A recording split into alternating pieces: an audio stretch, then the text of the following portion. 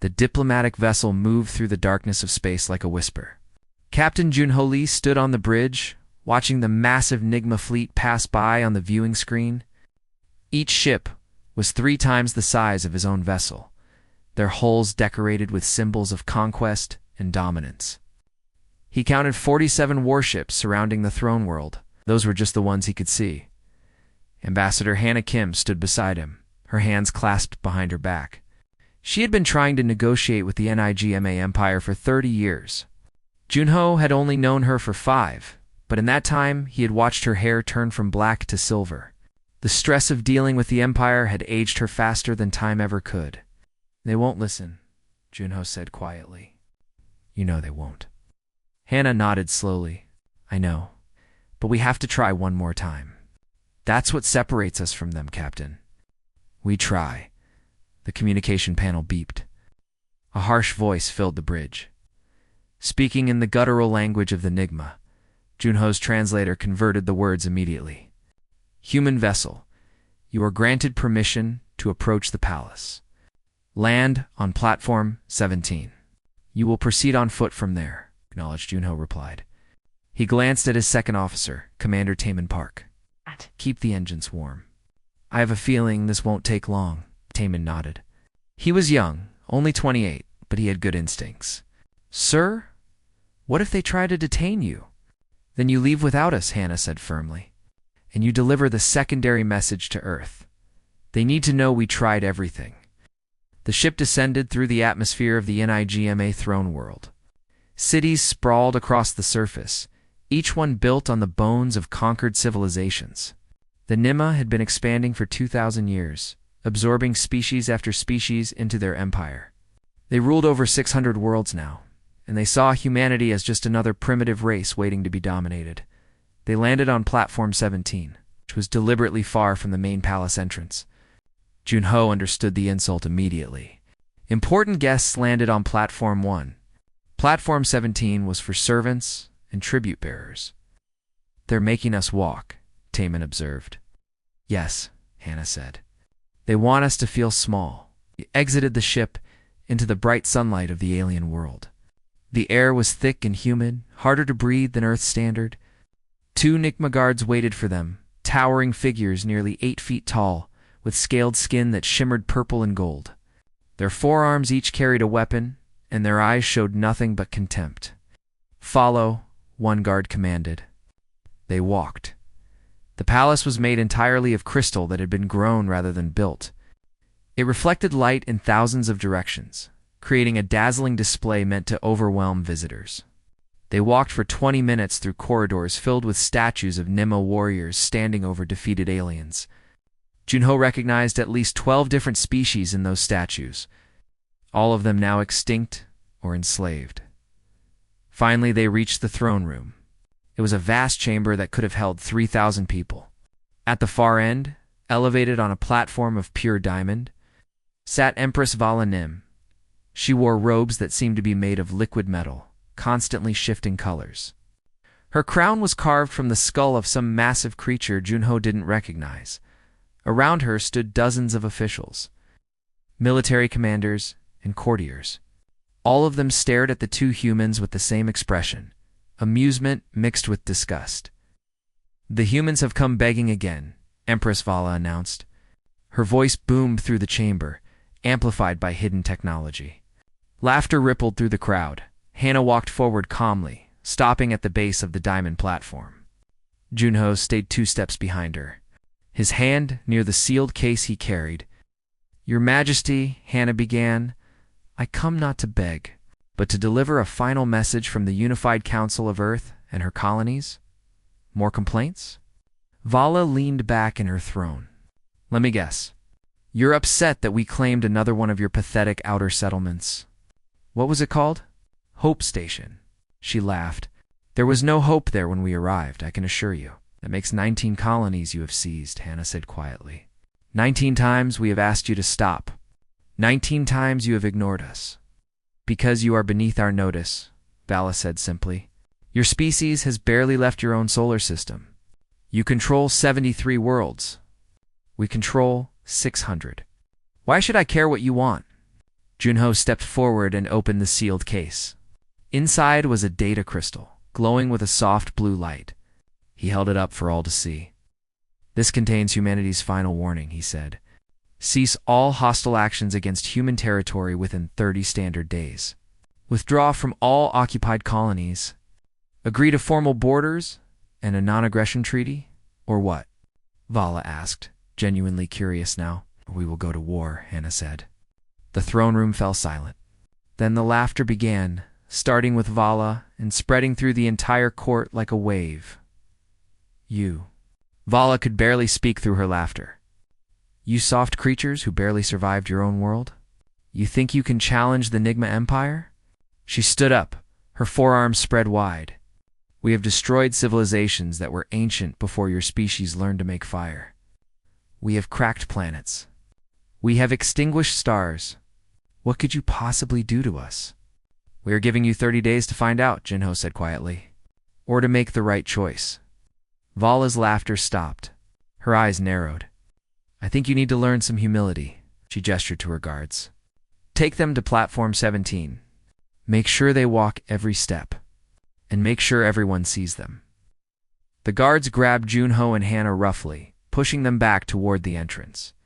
As they walked, courtiers spat on the floor in front of them. Others threw small objects. The walk back took an hour because the guards deliberately took the longest route. Through the most crowded sections of the palace, by the time they reached the ship, both humans were exhausted and humiliated. Exactly as intended, Temin helped them aboard quickly, his face tight with anger. "Sir Ambassador, are you?" "We're fine," Hannah said. "Get us out of here." The ship lifted off immediately. As they broke through the atmosphere and entered the darkness of space, Junho looked back at the throne world one last time. "We tried," he said softly. "Yes," Hannah replied. "Now the countdown begins." 30 days? Do you think they'll change their minds?" Hannah was quiet for a long moment. Then she reached into her coat and pulled out a small device. It showed a countdown timer that had already started. 29 days, 23 hours, 42 minutes. "No," she said. "I don't think they will. They're too arrogant, too confident. They think we're weak because we chose peace." She looked at Junho with eyes that were suddenly very hard. They're about to learn the difference between choosing peace and being incapable of war. Junho nodded slowly. He thought about the sealed orders he had in his cabin, the ones that would be opened if the 30 days passed without a response. He thought about the fleets that were probably already gathering in secret. He thought about all the technology humanity had developed but never used, weapons they had hoped would never be necessary. "They ignored us," he said. "Yes," Hannah agreed. "And that will be their extinction." The ship jumped to faster-than-light travel, leaving the NIGMA throne world behind. The countdown continued, ticking away toward a war that one side desperately wanted to avoid and the other side couldn't even imagine losing. 29 days remained. 29 days had passed since the warning was delivered. In the Nimi capital, preparations were underway for the grandest celebration in a century. Empress Vala Nim had declared that today, the 30th day, would mark the official annexation of 3 more human colonies. She had invited dignitaries from across the empire to witness humanity's submission, but in a small office deep within the NIGMA intelligence division. Subin Kong stared at her screen with growing dread. She was a mid-level analyst, someone nobody important ever noticed. Her job was to monitor traffic patterns in human space, watching for threats or opportunities. For the past week, she'd been seeing something that made her stomach turn cold. Nothing, complete silence. Every human merchant vessel had disappeared. Every civilian transport had stopped moving. The communications networks that usually buzzed with activity across 73 human worlds had gone dark. It was as if humanity had simply ceased to exist. Subin had written 3 reports about this. All 3 had been ignored. Her supervisor told her that the humans were clearly preparing to surrender, shutting down their operations before NIGMA took control. But Subin had studied human history as part of her training. She knew what they had done to their own planet before they learned to work together. She knew about their wars, their weapons, their capacity for violence. Humans didn't go silent when they surrendered. They went silent when they hunted. She wrote a fourth report, marking it urgent. Then she went to find her supervisor in person. Meanwhile, in a region of space so far from any inhabited system that it didn't even have a name, Admiral Min-Ho Choi stood in the command center of the largest fleet humanity had ever assembled. 500 warships floated in perfect formation, their running lights off, their engines cold. They had been gathering here for weeks, arriving one by one through routes that avoided all detection. Min-Ho was 70 years old. He had served in the military for 50 of those years. Working his way up from a simple pilot to supreme commander of the human defense fleet, he was a quiet man who preferred planning to fighting. But when fighting became necessary, he was absolutely ruthless. "Status report," he said calmly. His tactical officer checked the displays. "All ships report ready, sir. Strike groups are in position at 17 target locations. Ground forces are standing by. The Prometheus protocol is active." Min-Ho nodded. The Prometheus protocol. Even he didn't like thinking about what that meant. Dr. Unisong had spent 20 years developing weapons and technologies that humanity had promised itself it would never use. Weapons designed not just to defeat an enemy, but to terrify them. Every ship in this fleet carried at least 3 systems that violated the old warfare conventions humans had once believed in. But those conventions assumed the other side would show mercy. The NIGMA showed none. "Time to deadline?" Min-Ho asked. 14 hours, sir." Min-Ho allowed himself a small smile. Somewhere on the NIGMA throne world, Empress Vala was probably laughing, thinking she had won without even fighting. She had no idea that in 14 hours, her entire empire would begin to crumble. Back on the throne world, Subin finally found her supervisor in the celebration hall, drinking expensive liquor and laughing with other officials. "I need you to read my report," she said urgently. Her supervisor, a bloated official named Kryn, barely looked at her. "Not now, Subin. Can't you see we're celebrating? Sir, the humans have gone completely dark. All of them. Every ship, every station, That's because they've given up," Kryn interrupted. "They know they can't fight us. They're shutting down their operations before we take them over. It's actually quite smart of them." "No, sir, I don't think Subin." Kryn's voice became hard. "I've read your reports. You're seeing shadows where there's nothing. The humans are primitive, weak. They tried to threaten us with their pathetic warning, and now they're accepting reality. End of story." "But sir," "That's an order, analyst. Go back to your station and stop wasting my time with paranoid theories." Subin walked away, her hands shaking.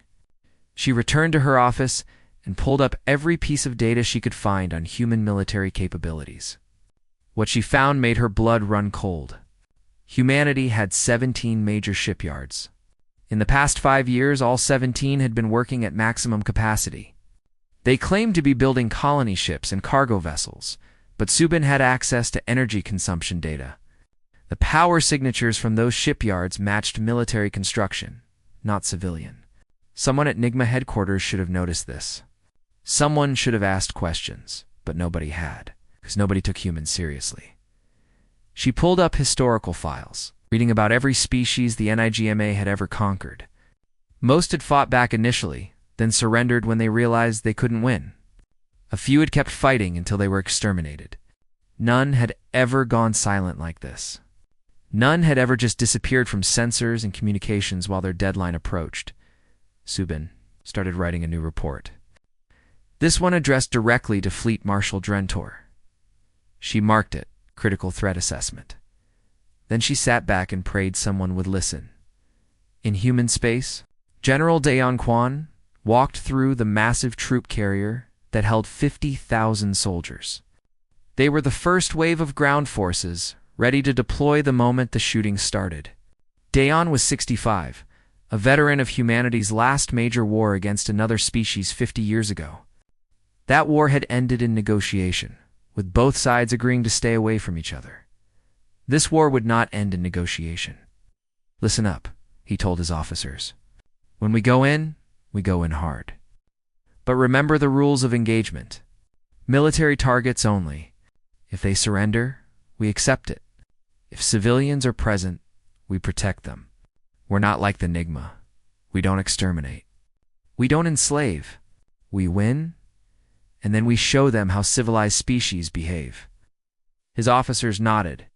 They had all been briefed on NIGMA tactics. The Empire didn't take prisoners. They didn't distinguish between soldiers and civilians. When they conquered a world, they took everything and everyone. Humanity would not do the same. Even in war, even in revenge, they would be better than that. Dr. Unisong sat in her laboratory aboard the flagship, running final tests on the Prometheus protocol systems. She was 42, brilliant, and deeply troubled by what she had created. The weapons were necessary, she told herself. They would save human lives by ending the war quickly, but they were also terrible. Some of them could crack a planet's crust.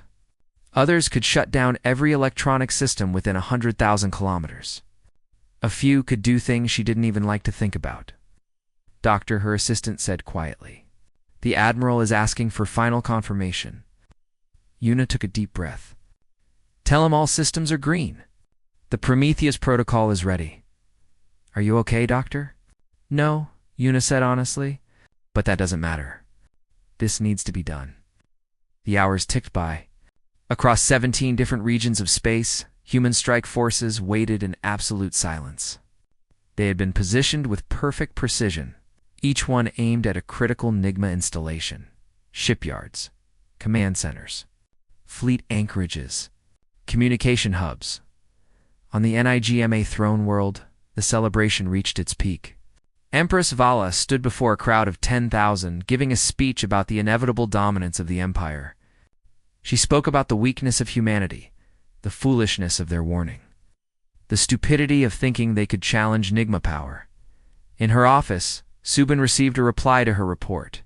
Fleet Marshal Dren Tor had read it. He was ordering an emergency meeting of the Military Council in 1 hour. It was too late, Admiral. Minho watched the clock count down. 14 hours had become 1 hour. 1 hour became 10 minutes. 10 minutes became 1. At precisely 0 hour, 0 minutes, 0 seconds, universal time. He gave the order that would change the galaxy forever. All ships, he said calmly. Execute Prometheus protocol. Engage all targets. Show them what happens when you ignore humanity's warnings. 500 ships vanished from their hidden positions, jumping through space at speeds the NIGMA didn't know were possible. Within seconds, they appeared in 17 different systems. Weapons already charging, the NIGMA had been given 30 days to choose peace. They had chosen wrong. Now humanity would remind the galaxy of something the NIGMA had forgotten in their 2,000 years of conquest the most. Dangerous predator is the one that tried not to kill you. The first NIGMA officer to realize something was wrong was a sensor technician. At Kelver Prime shipyards, he was drinking his morning stimulant when his screen suddenly filled with red alerts. Ships appearing from nowhere, hundreds of them. No, thousands of individual contacts. He hit the alarm, but it was already too late. Captain Haijin Nam stood on the bridge of the dreadnought, unbroken resolve, watching the NIGMA shipyards grow larger on the screen. The facility was enormous, capable of building 50 warships at a time. It was the heart of NIGMA naval power, protected by defensive stations, minefields, and a permanent fleet of 200 guard ships. It's weapons free, she said calmly. Target the defensive platforms first. I want them gone in 60 seconds. Her ship shuddered as it unleashed its main cannons. The weapons were human-designed, using principles the NIGMA had never encountered. Instead of simple energy beams or missiles, they fired projectiles that existed in multiple dimensions at once. The defensive platforms didn't just explode, they ceased to exist. Torn apart at the molecular level, all around her the human fleet opened fire. The NIGMA guardships tried to respond, but they had been caught completely by surprise. They scattered in panic, trying to form defensive positions. But human ships moved through them like wolves through sheep. Lieutenant, Guan Bei screamed through the atmosphere of Kelver Prime and her fighter, leading a squadron of 50 others. Their target was the planetary defense installations, massive cannon emplacements that could shoot down anything trying to land. "Red Squadron, follow my lead," she called. "Tight formation, maximum speed. Don't give them time to aim." Fighters dove toward the surface at speeds that made the air around them glow white-hot. Defense cannons tracked them, fired, missed. The human fighters moved with perfect coordination, each pilot knowing exactly where every other pilot would be at every moment. It was the result of 10,000 hours of training, preparation that the NIGMA had mocked as unnecessary. Now that training showed its value, Jiwan's fighter released its payload directly above the first cannon emplacement. The bomb fell for 3 seconds, and detonated with a pulse of energy that shut down every electronic system within 2 kilometers. The massive cannon went dark, its power core dead. "One down," Jiwan reported. Moving to target 2. All across the system, the same scene repeated. Human precision against NIGMA confusion. Human preparation against NIM arrogance. On the NIM's throne world, Empress Vala was still in the celebration hall when Fleet Marshal Dren Tor burst through the doors. His face was pale, his forearms shaking. "Your Majesty," he gasped, "we're under attack. 17 systems. Simultaneous strikes. The humans..." "What?" Vala stood up, her celebration forgotten. "That's impossible. They don't have the ships. They don't have the technology. They don't have..." "They have all of it," Dren interrupted. "Kelver Prime is under heavy assault. The shipyards are burning. We've lost 40% of our defensive platforms in the first hour. They have weapons we've never seen before." Vala felt something she hadn't experienced in decades: fear. "How many ships?" "We don't know. At least 500, possibly more. They're moving too fast for our sensors to track properly." Vala's mind raced. "We have 6,000 warships." "Order them too." "We can't," Dren said desperately. "They're hitting our communication hubs. Half our fleet can't even receive orders. The other half is scattered across the Empire, too far away to respond quickly." In her office, Subin Kong watched the reports flood in with a sick feeling in her stomach. She had been right. She had warned them. Nobody had listened. She pulled up the tactical displays, trying to understand the human strategy. What she saw was beautiful and terrifying. Every human strike was perfectly coordinated. They weren't just attacking randomly, they were dismantling the Empire piece by piece, targeting the exact facilities that would cause maximum damage to NIGMA. War-making capability, shipyards, communication centers, fuel depots, command stations. Within 3 hours, the NIGMA Empire had lost capabilities it would take years to rebuild, and the humans were broadcasting something on every channel. Something that made Sebin's hands shake as she translated it. "This is the Unified Council of Earth. We gave you 30 days. We gave you 17 warnings before that. We gave you every opportunity to choose peace. You chose war. You ignored our diplomats. You mocked our ambassador.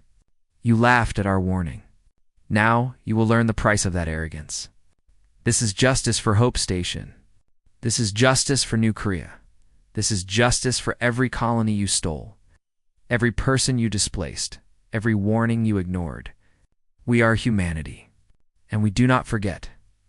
Before each new strike, the humans broadcast the name of the colony the NIGMA had taken.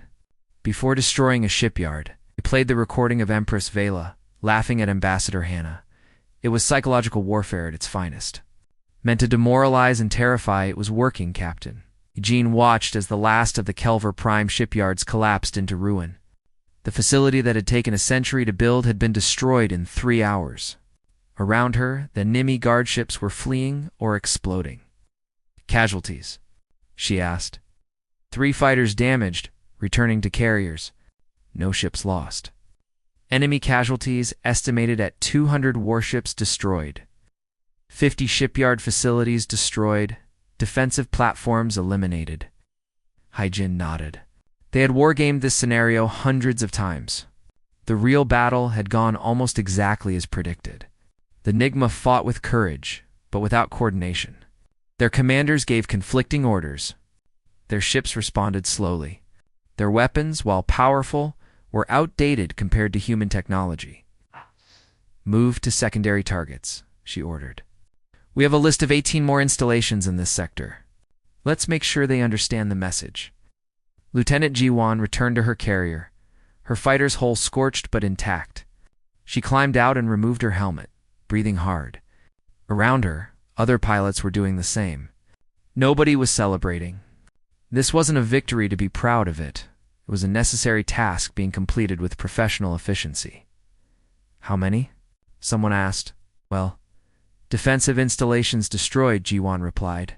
"The planet is defenseless now, but we're not landing. Orders are to leave the civilians alone." "They wouldn't have done the same for us," No Giwan agreed. "They wouldn't have. That's the difference between us and them." On the throne world, Empress Vala convened an emergency council. Fleet Marshal Dren Tor presented casualty reports that seemed impossible. Subin Kong was brought in to explain how she had predicted this. "They've been preparing for years," Subin said quietly. "Building ships in secret, developing new weapons, training their forces, all while we ignored them and called them primitive." "How many ships have we lost?" Vala demanded. Dren checked his reports. "In 72 hours, approximately 1,200 warships, 38 major installations, 60% of our shipyard capacity, and they've lost exactly 3 ships." The room fell silent. "3. Vala whispered. "Yes, Your Majesty. 3 ships out of their entire fleet. Meanwhile, we're hemorrhaging vessels and facilities faster than we can count them." Vala slumped in her throne. For the first time in her life, she understood what it meant to be outmatched. She had thought humans were weak because they preferred peace. She had confused patience with inability. "Order a full counteroffensive," she said desperately. "Pull back every fleet. Concentrate all our forces. We'll strike at Earth itself, destroy their homeworld, force them to." "That won't work," Subin interrupted quietly. Everyone turned to stare at her. She continued, her voice steady despite her fear. "They've already wargamed that scenario. Earth and all major human colonies are protected by defensive networks we can't penetrate. If we concentrate our fleet, they'll just destroy it in one battle. Our only chance is to ask for peace while we still have something left to negotiate with." Never, Vala hissed. "I will not surrender to primitive. They're not primitive," Dren Tor said firmly. "They were never primitive. We just assumed they were because they were peaceful. We mistook kindness for weakness. And now we're paying the price." Vala looked around the room at her advisors, her generals, her officials. She saw fear in every face. The mighty Nimkaral Empire, conqueror of 600 worlds, was being dismantled by a species they had barely noticed. 8. "How long until they reach the throne world?" she asked quietly. "At their current pace?" 2 weeks. Maybe less. Vala closed her eyes. In 2 weeks, human warships would be in orbit above her palace. The same palace where she had humiliated their ambassador, where she had laughed at their warning, where she had called them weak. She had been wrong, and the galaxy was about to watch the Nimhire fall. 6 weeks into the war, General Daeon Kwan stood on the surface of Draken 3, watching his soldiers secure the planetary government complex. The building was massive, a monument to NIGMA power built from black stone and decorated with conquests. His troops moved through it with practiced efficiency, disabling weapons and taking control of communication systems. Not a single shot had been fired. The NIGMA garrison had surrendered the moment human dropships appeared in the sky. They knew what had happened at Kelver Prime and 18 other systems. They knew resistance was suicide. "General," his lieutenant called, "we've found civilians hiding in the lower levels. About 2,000 of them. What are your orders?" Dayan walked to the entrance of the shelter. Inside, NIGMA families huddled together in terror. They had heard stories about humans, propaganda that painted them as monsters who ate the flesh of their enemies and tortured prisoners for entertainment. The Empire had spent weeks spreading these lies, trying to rally resistance.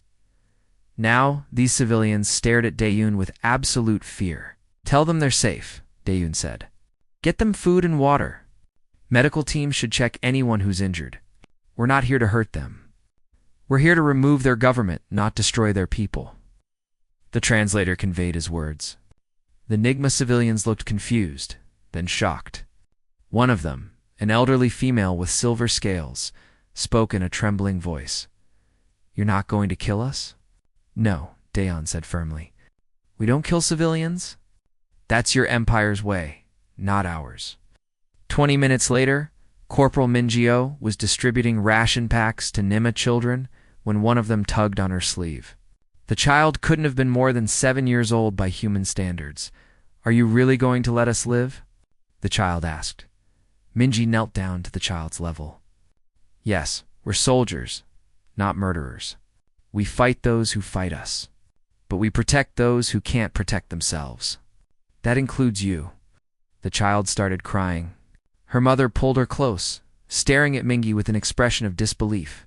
Later, Mingi learned that when the NIGMA conquered a world, they separated families and sent children to re-education camps. Sometimes those children never saw their parents again. The story spread fast. Within hours, every NIGMA civilian on Draken 3 knew that humans distinguished between soldiers and non-combatants. Word began to travel across the Empire, carried by traders and refugees. The humans weren't the monsters the propaganda claimed. They were something far more dangerous to the Empire's authority. They were merciful. On the throne world, Prince Kael Nim listened to the reports with growing horror. He was the son of Empress Vala, groomed from birth to one day rule the Empire. He was 35 years old and had spent his entire life believing in NIGMA, superiority. Now he was watching that belief crumble like sand. "Mother," he said carefully, "we need to consider surrender." Vala whirled on him, her forearms raised in fury. "Never. I will not surrender to these primitives. They're not primitive." Kael shouted, surprising himself with his own vehemence. "They've destroyed 60% of our fleet. They've captured 30 core worlds. Species that we've subjugated for centuries are rebelling because they see we can be defeated. The Empire is falling apart, and if we don't act now, there won't be an Empire left to save." "Then we'll use the forbidden weapons," Vala said coldly. "The biological agents. The planet crackers. We'll show them that we still have—" "And then they'll exterminate us completely," Kael interrupted. "Mother, please. Listen to the intelligence reports. The humans have been holding back. They have weapons they haven't used yet. Every analysis suggests they could have cracked our planets but chose not to. They could have wiped out our civilians but chose not to. They're giving us a chance to surrender with some dignity left." "Dignity?" Vala laughed bitterly. "What dignity is there in surrender?" "More than an extinction," Kael said quietly. That night, while his mother raged and planned desperate counterattacks that would never work, Prince Kael made a decision that would cost him everything. He contacted a smuggler he had used before, a neutral party who sometimes carried messages between enemies. "I need to speak with the humans," Kael said. "Specifically, I need to reach Ambassador Hannah Kim. Tell her the prince wishes to discuss terms." The smuggler's eyes widened. "Your Majesty, if your mother finds out, she won't," Kael said. "Not until it's too late. This empire is dying. Someone needs to save what's left." 3 days later, in a secret location known only to a handful of people, Prince Kael stood face to face with Ambassador Hannah Kim. She looked older than the recordings he had seen, but her eyes were as sharp as ever. "Ambassador," Kael said, "I come to offer surrender." "You don't have the authority," Hannah replied calmly. "Your mother is still Empress." "My mother is insane with pride," Kael said bluntly. "She would rather see the Empire burn than admit she was wrong. But I am heir to the throne. If she were to abdicate or be forced to abdicate, my surrender would be legitimate." Hannah studied him carefully. "Why should we trust you?" "Because I'm offering you everything you wanted," Kael said. "Complete military surrender. Reparations for the colonies we seized. Freedom for all species we've subjugated. Reduction of our military to defensive forces only. Most importantly, a binding treaty that ensures this never happens again. And what do you want in return? Allow the NIGMA people to survive, Kale said quietly. We've committed terrible crimes. We deserve to be punished, but not exterminated. Let us live with the shame of what we've done. Let us rebuild as a smaller, humbler people. Hannah was silent for a long time. Finally, she said, I need to consult with Earth's Unified Council. This decision isn't mine alone. I understand, Kale said, but please hurry. Every day this war continues, more people die on both sides. Back on Earth, in the Great Chamber where the Unified Council met, Admiral Minho Choi argued forcefully for total military victory. We have them on the run, he said. In another month, we can occupy the throne world itself. We can dictate terms from a position of absolute strength. And how many more lives will that cost? Hannah asked. Human lives, and NIGMA lives both. The prince is offering us everything we wanted. Why sacrifice more people for pride? It's not about pride, Minho argued. It's about ensuring they can never threaten us again. They won't, Hannah said firmly. The entire galaxy has watched them fall. Every species knows what happens when you ignore humanity's warnings now. The NIGMA will spend generations living in fear and shame. That's a more effective deterrent than any occupation. The debate raged for hours. Finally, the council voted. By a narrow margin, they chose to accept Prince Kale's offer, with conditions. Hannah delivered the terms personally. Earth accepts your surrender with the following requirements. Your mother must publicly abdicate and acknowledge her crimes. The NIGMA military will be reduced to 1/10 its current size. All subjugated species will be freed immediately. Reparations will be paid over 50 years. Human observers will monitor your compliance. Kale bowed his head. Accepted. All of it. There's one more thing, Hannah said quietly. Your mother cannot remain free. She started this war. She ignored our warnings. She must face justice. I understand, Kale said. She will be arrested and tried. No, Hannah corrected. She will be exiled. You don't want her death to make her a martyr. Let her live with what she's done. On the throne world, when Prince Kale returned and informed his mother of the terms, Empress Vela raged and screamed. She called him a traitor and a coward. She swore she would rather die than surrender. Then you'll die alone, Kale said coldly. I've already contacted the fleet. Every admiral, every general, they all agree. The war is over. You can abdicate with some shred of dignity, or I'll have you removed by force. Vala stared at her son with hatred and disbelief. But she could see in his eyes that he meant every word. Around her, her guards and advisors were silent. Not one of them stepped forward to defend her. She had lost everything. The empire, the war, even her own son. I abdicate, she whispered. The announcement went out across the galaxy within hours. The NIGMA Empire, mighty conqueror of 600 worlds, had surrendered to humanity after just 6 weeks of war. The species they had called primitive had brought them to their knees. And across the empire, in thousands of systems where subjugated species had suffered under NIGMA rule for centuries, celebrations began. Freedom had come not from within, but from the species the NIGMA had most underestimated. Humanity had won. Not through cruelty or extermination, but through superior preparation, better tactics, and the wisdom to know when to show mercy. The war was over. Now came the hard part, building a peace that would last. 3 months after the war began, Captain, Junho Lee stood once again on Platform 17 of the NIGMA Palace. But this time, everything was different. This time, he wore his full military uniform with medals from the recent campaign. This time, he walked through the main entrance with his head held high. This time, the NIM guards bowed as he passed. Ambassador Hannah Kim walked beside him, and behind them came Admiral Minho Choi, General Daeyeon Kwan, and Dr. Yuna Song. They were here for the formal surrender ceremony. The moment when the NIGMA Empire would officially accept defeat and sign the peace treaty, the throne room had been transformed. Instead of Empress Vela's diamond platform, there was now a simple table. Around it stood representatives from 20 different species, all of them recently freed from NIMA subjugation. They had come to witness this moment, to see their former oppressors brought low. Prince Kael'nim, now officially the ruler of what remained of the NIGMA Empire, stood waiting. He looked tired, aged by the burden of what he had done. Betraying his mother to save his people had cost him something essential. He would carry that weight for the rest of his life. But he stood straight and met Gianno's eyes, without flinching. "Captain Lee Kael," said formally. "Ambassador Kim, on behalf of the NIGMA people, I offer our complete and unconditional surrender." Hannah stepped forward, carrying the treaty document. It was written in both human and NIGMA script, a thick book that detailed every term of the peace. She placed it on the table. "The terms are as discussed," she said.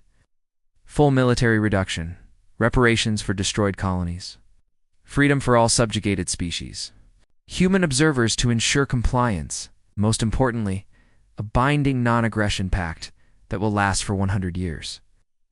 "I accept all terms," Kael said. He picked up the signing stylus and placed his mark on the document. His hand shook slightly. Then Hannah signed for humanity. Admiral Minho signed as witness. One by one, representatives of the freed species added their signatures, each one a testament to the NIGMA Empire's fall. When it was done, Junho looked at Kael and said quietly, "Where is she?" Kael knew who he meant. Waiting outside, as required by the terms. They walked out to the palace courtyard. A crowd had gathered, thousands of NIGMA citizens who had come to see this moment. In the center of the courtyard, surrounded by guards, stood Empress Vala Nim. She was no longer wearing her robes of liquid metal or her crown of bone. She wore simple gray clothing, the kind a common worker might wear. Her forearms were bound in restraints. Her eyes burned with hatred. "Former Empress Vala Nim," Hannah said formally, "you have been found guilty of crimes against humanity and crimes against the species under your rule. You ignored diplomatic warnings. You stole human colonies. You enslaved millions. You started a war that cost countless lives." "I regret nothing," Vala spat. "You may have one, but you're still primitives. In 1,000 years, my empire will—" "Your empire is over," Hannah interrupted. "It will never return. The galaxy knows now what happens when you ignore humanity's warnings." Admiral Minho stepped forward. "The sentence is exile. You will be taken to a remote world on the edge of your former empire. You will live there for the rest of your natural life, alone, except for automated systems that will provide basic necessities. You will have access to communications, so you can watch as the empire you built is transformed into something better. You will see the species you enslaved prosper in freedom. You will see your people rebuild without you." "You should kill me," Vala said. "No," Hannah replied. "Death would be too easy. You need to live with what you've done. You need to see the consequences of your arrogance." Guards led Vala away, did not go quietly, screaming curses and threats until she was forced aboard a transport ship. The crowd watched in silence. Some looked satisfied. Others looked sad. Few looked away, unable to watch their former empress reduced to this. Junho found himself standing next to Subin Kong, the intelligence analyst who had tried to warn her superiors. She was crying quietly. "I tried to tell them," she said. "I knew this would happen." "I know," Junho said gently. "You did your duty. The fault lies with those who didn't listen." Later that evening, there was a formal dinner attended by all the major parties to the treaty. Junho sat between Hannah and Kael, an arrangement that would have been impossible 3 months ago. "What will you do now?" Junho asked Kael. Kael sipped his drink slowly. "Rebuild. Try to teach my people that there's more to existence than conquest. It won't be easy. For 2,000 years, we've believed we were superior to everyone else. That belief is hard to unlearn." "But you're trying," Hannah observed. "That's what matters." "Is it enough?" Kael asked. "Can we ever make up for what we've done?" "Probably not," Hannah said honestly. "But you can make sure it never happens again. You can teach future generations to value peace over power. You can show them that strength isn't just about weapons and conquest."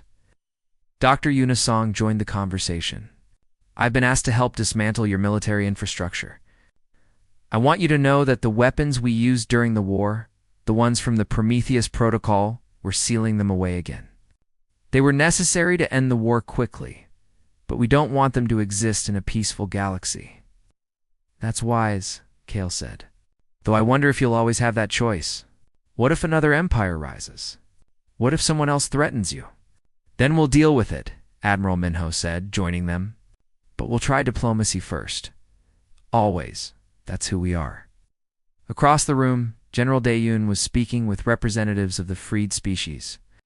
They were asking for help, for guidance in building their new governments. Some of them had been enslaved for so long they had forgotten how to govern themselves. Hey, we'll help, Dayun promised. But we won't control you.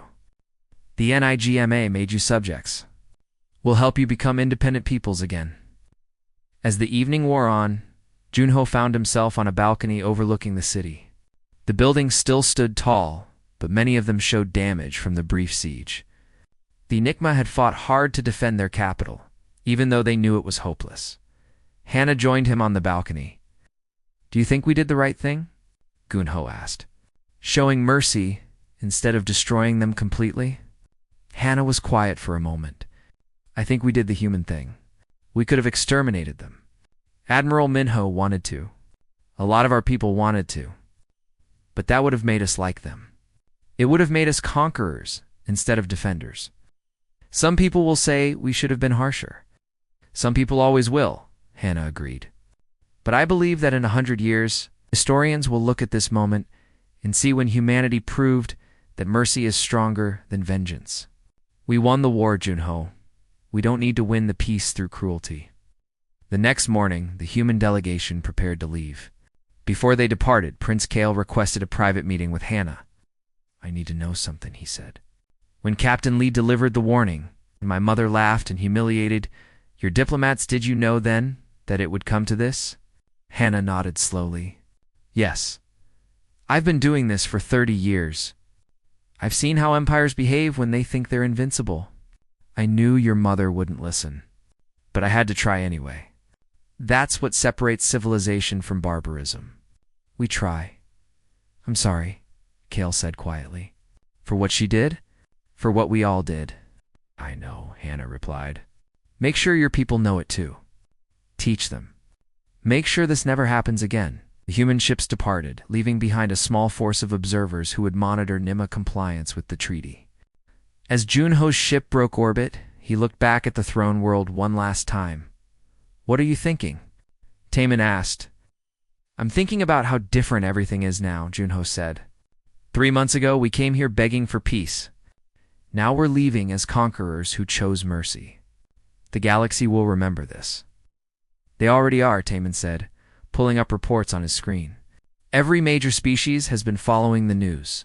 The consensus is clear. Humanity is not to be trifled with, Good Junho said. Maybe next time someone threatens us, they'll remember what happened to the NIGMA Empire. Maybe they'll actually listen to the warning. 20 years later, in a classroom on the NIGMA throne world, young students learned about the war. Their teacher, a human named Minjio, who had stayed behind to help educate the next generation, told them the story carefully. Your ancestors believed they were superior, she said. They ignored warnings. They mocked diplomacy. They chose war when they could have chosen peace. And they paid a terrible price. One student raised her hand. But you won. Why didn't you destroy us completely? Mingi smiled sadly. Because we're not interested in destroying people. We're interested in stopping threats. Once the threat was stopped, once you surrendered, there was no reason to continue killing. That's the lesson humanity learned long ago on our own world. Endless revenge only creates endless war. Outside the classroom, a memorial stood in the center of the city. It showed Ambassador Hannah Kim extending her hand in peace. Carved beneath it in both human and NIGMA script were the words, "They gave us 30 days. We gave them nothing but contempt. They gave us extinction, but chose mercy instead. Never forget the price of arrogance." Every NIGMA child learned those words. Every NIGMA adult remembered them. And across the galaxy, in 600 worlds that had once trembled under NIGMA rule, people spoke of humanity with respect and gratitude. The NIGMA Empire had fallen. But from its ashes, something better had grown. A galaxy where mercy mattered more than conquest. Where warnings were heeded instead of ignored. Where peace was valued over pride. Humanity had won the war. But more importantly, they had won it in a way that made the peace possible. And that, in the end, was the greatest victory of all.